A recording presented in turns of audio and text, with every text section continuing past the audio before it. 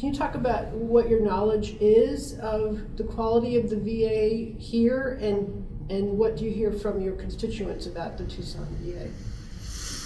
Down here we don't hear nearly as much as we did up in Phoenix, but the Inspector General of the VA and other outside investigations have concluded unanimously that there are systemic problems within the VA throughout the nation. And unfortunately, I don't think Tucson is any real exception. The legislation that we passed, I think, is a first step, although there are many things that need to be done.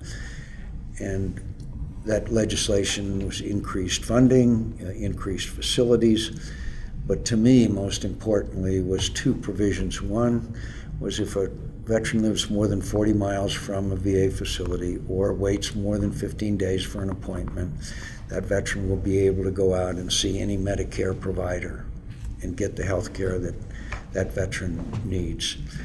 And the other is the ability of the Secretary of Veterans Affairs, who, by the way, I'm very favorably impressed with him, a West Point graduate, became CEO of Procter & Gamble. I think he has great management capabilities for him to fire people.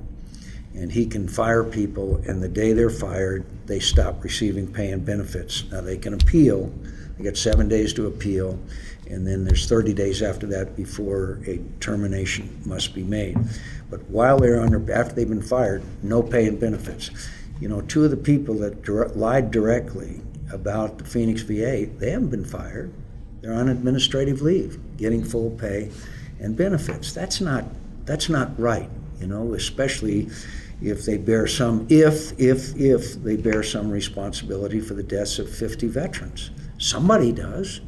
We had, according to the Inspector General, as many as 50 veterans in Phoenix that died while they were waiting for care at the VA. So those two provisions, I think, are important, but there are real systemic problems, and the VA does a wonderful job with traumatic brain injury, with spinal cord, with prosthesis, but there are many other types of health care that are done as well or better out in the general healthcare population. And so over time, I'd like to see us and the veterans have a choice as to where they want to receive the care that they have earned.